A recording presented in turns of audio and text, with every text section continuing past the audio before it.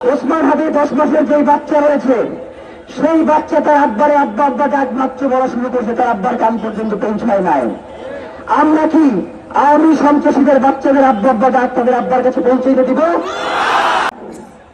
আজকে আপনারা দেখেছেন না যে লক্ষ লক্ষ জনতা ওসমান হাদির জানাজায় গিয়েছে। এইখানে আপনাদের কার কি টাকা দেওয়া হয়েছে ওসমান হাদির জানাজায় যাওয়ার জন্য? উল্টো আপনারা এমন জানি 200 কিলোমিটার 1.5 দিন ধরে হাইটে চলে আসছেন। সুতরাং ওসমান হাদির এই রক্ত আপনারা যে বৃথা যাইতে দেবেন না সেটা আমরা জানি এবং আমরা বিশ্বাস করি বাংলার জমিনে ওসমান হাদির এই লড়াই চলবে ইনশাআল্লাহ। প্রিয় ভাইয়েরা, আজকে যে ঘটনাটা আপনাদের সামনে শেয়ার করতে চাই, আপনারা দেখেছেন মানিক মিয়া বিরুদ্ধে জানাজার পরে পুরো প্রশাসন যাতে ইনকিলাব কর্মীদেরকে মেরে ফেলা যায় সেই ব্যবস্থা করে দিয়েছে, আপনারা দেখেছেন না? সুতরাং এই রাষ্ট্রের শৃঙ্খলার দায়িত্ব আপনাদেরকেই নিতে হবে। আপনারাই সিদ্ধান্ত নেবেন যে আগামীর বাংলাদেশ কিভাবে চলবে।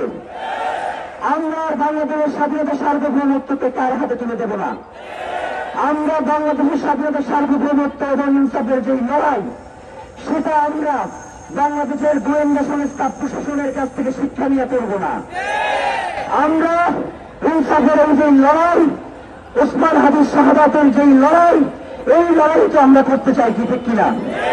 যেটা বলতে চাই, ওখান থেকে যখন আমরা রওনা দিয়েছি, শুধু আমাদেরকেই নয়, ওসমান হাদিকে অপমান করার জন্য তারা পুরো আইন শৃঙ্খলা পরিস্থিতিকে ছেড়ে দিয়েছে, আপনারা দেখেছেন না? ওসমান হাদির লাশের পাশে যারা জড়িয়েছে তাদের আমরা কাউরে চিনি না। এরা কোথা থেকে আসছে আমরা জানি না। এদের যে বেশভূষা, যেই শুটার গুলি করছে কানের দুল করে ওসমান হাদির পাশে দৌড়াইতে আছে, আমরা বুঝি না এরা কারা। এটা এই গোয়েন্দা সংস্থা পুলিশ প্রশাসন এই সুযোগটা করে দিয়েছে। তারা চায় না কোনোভাবেই ওসমান হাদির যেই লড়াই সেটা চলুক। কিন্তু আমরা কি ওসমান হাদির এই লড়াইকে থেমে যেতে দিব? আমরা বাংলাদেশের জনগণকে সাথে নিয়ে লড়াই চালাবো না। ওসমান হাদির 10 মাসের যে বাচ্চা রয়েছে, সেই বাচ্চা তার আব্বারে আব্বা আব্বা ডাক মাত্র বলা শুরু করছে, তার আব্বার কান পর্যন্ত পৌঁছায় নাই। আমরা কি আওয়ামী সন্ত্রাসীদের বাচ্চাদের আব্বা আব্বা ডাক তাদের আব্বার কাছে পৌঁছাইতে দিব? আমরা কি তাদেরকে ক্ষমা করে দিব? আমরা কি ভোটের জন্য তাদেরকে রাজনীতিতে নিয়ে আসবো? আমরা কি কোনো প্রক্সি হিসেবে তাদেরকে সুযোগ দিব? সুতরাং আপনারা তো সিদ্ধান্ত দিয়েই দিলেন। আমরা আজকে ইনকিলাব মঞ্চের পক্ষ থেকে 2টা ঘোষণা আপনাদেরকে দিতে চাই। পর্যন্ত নিঃস্বার্থভাবে এই ভালোবাসা কোনোদিন পাই নাই। আমরা জানি আপনারা ওসমান হাদির জন্য এখানে আসছেন। সুতরাং ওসমান হাদি যাতে সম্মানিত হয় সেই ব্যবস্থা আমরা করবো না। সবাই এখানে বসবো এবং আমরা ইনকিলাব মঞ্চ আপনাদেরকে আজকে সার্বিক আমরা যে কর্মসূচি ঘোষণা করব সেটা আপনাদেরকে জানাবো। তো সেই পর্যন্ত আপনারা চুপ করে বসে থাকতে প্রস্তুত আছেন না?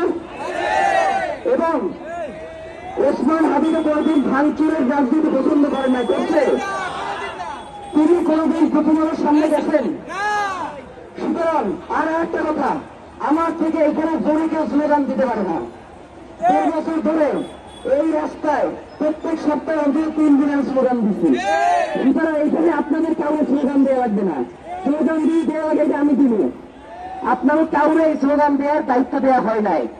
এইখানে আজকের প্রোগ্রামে ইনকিলাব মঞ্চ থেকে যেটা বলা হবে ওইটাই আমাদের বার্তা, এর বাইরে আমাদের কোনো বার্তা নাই।